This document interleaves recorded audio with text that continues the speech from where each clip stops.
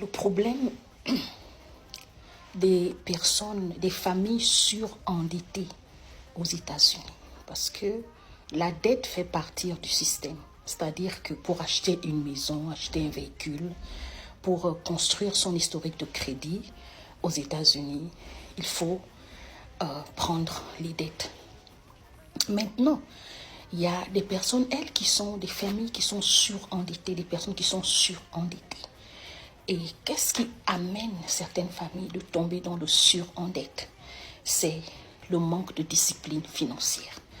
Je prends un exemple. Encore que les familles américaines elles-mêmes, parfois les enfants sont héritiers de 3-4 générations.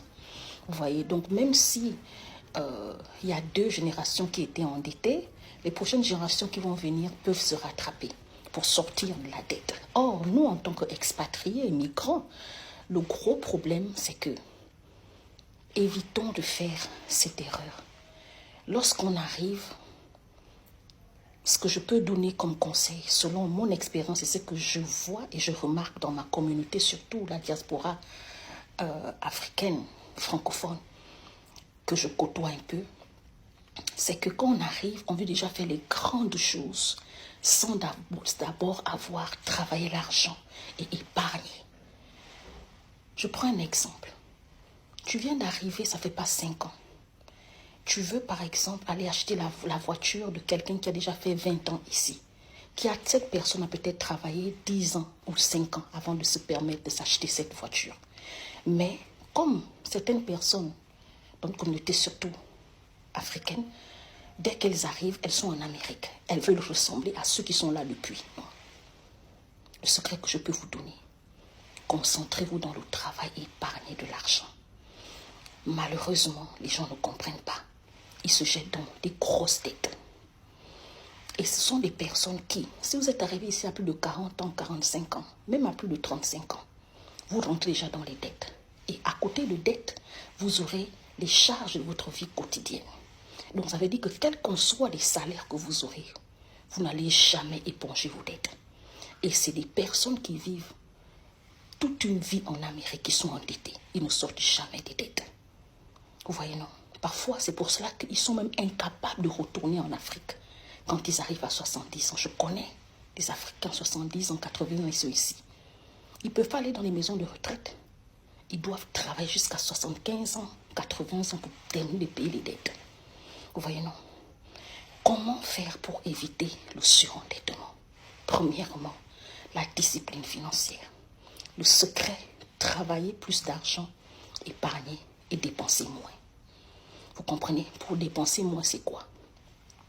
Vivez dans la mesure de votre salaire. Ne vivez pas au-dessus de vos moyens. Prenez des dettes que vous savez qu'à la fin du mois, vous pouvez payer. Pas des dettes que vous allez essayer de vouloir payer sur 30 ans ou 35 ans. La seule dette qui est énorme aux États-Unis, c'est la dette de la maison. En dehors de ça, peut-être ceux qui font les opérations chirurgicales. Et même quand ça concerne la santé, vous pouvez obtenir beaucoup d'aide pour réduire vos dettes. On peut même annuler vos dettes. Vous voyez, non? Maintenant, ce que moi, personnellement, qui m'a aidé à ne pas tomber dans le surendettement en Amérique, j'ai très vite compris le système quand je suis arrivée. Les débuts, quand je suis arrivée, la chance, par exemple, personnellement, que moi j'ai, c'est que j'ai épousé un homme qui est déjà américain.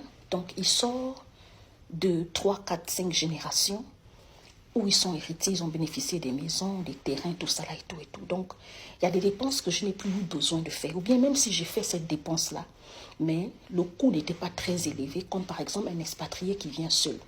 Un Africain qui vient tout seul, il recommence tout à zéro. Vous comprenez? Et deuxièmement, j'ai compris, le deuxième secret, c'est que en dehors de votre source de revenus normale, le travail, ayez une ou 2 sources de revenus à côté. C'est-à-dire, ne vous lancez pas dans les activités que vous ne maîtrisez pas et ou que vous n'avez vu personne autour de vous réussir dedans. Regardez, enlevez l'orgueil. Parce que l'orgueil va vous amener à vous perdre en Amérique ici. à enlever l'esprit de concurrence ou de rivalité. Parce que c'est le gros problème qu'on rencontre aussi dans notre communauté africaine. Vous voyez, non, je vais faire pour dépasser tel. Regardez, il y en a qui viennent ici, ils ne rentrent pas dans les dettes. Vous savez comment? Parce qu'ils évitent de se disperser, de rentrer dans tout et n'importe quoi. Vous comprenez, non? Moi, personnellement, quand je suis venue, j'ai touché un secteur d'activité. Chez les hommes, ils peuvent faire peut-être la plomberie, la menuiserie, comment vous appelez ça, l'eau froid, installer les satellites, le barbershop, plusieurs business qu'ils peuvent faire, vendre les voitures. Vous voyez, évitez de vous jeter dans tout et n'importe quoi. Ce que j'ai remarqué dans notre communauté africaine, c'est que on veut tous devenir entrepreneurs. Mais on ne connaît pas beaucoup d'entrepreneurs qui ont réussi avec l'entrepreneuriat. En Amérique, vous pouvez voir quelqu'un gagner $1000 par jour. Les $1000 que la personne gagne par jour, il met ça pour payer les dettes. Quand vous le voyez gagner $1000 par jour, vous pensez qu'il est riche, non? Il est en train d'éponger ses dettes. En Amérique, vous pouvez voir quelqu'un gagner $5000 par jour ou $10 000 par jour. Il éponge les dettes. Parce que pour ouvrir, par exemple, un business, la plupart des gens, ils prennent les dettes, ils prennent les crédits. Pour acheter les maisons, ils prennent les dettes, ils prennent les crédits. Acheter la voiture, ils prennent les dettes, ils prennent les crédits. Pour accoucher, ils prennent les dettes, ils prennent les crédits. Pour voyager, ils prennent les dettes, ils prennent les crédits. Donc, vous allez trouver une personne qui gagne $5000 par jour, qui est là depuis 30 ans, depuis 25 ans. Il paye les dettes depuis 30 ans qu'il a fait ici. Il a toujours les dettes sur sa tête. C'est pour ça que je vous dis, arrêtez de vous comparer aux gens. Arrêtez de penser que les gens sont plus riches que vous, ou bien ils ont réussi avant vous. Non, vous êtes encore là, vous venez d'arriver.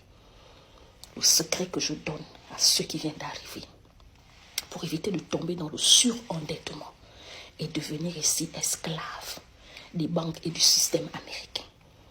Travaillez d'abord avant de faire les grosses dépenses. Parce que dès que vous rentrez dans les plus grosses dépenses en Amérique, vous rentrez dans une spirale, vous n'allez plus jamais sortir.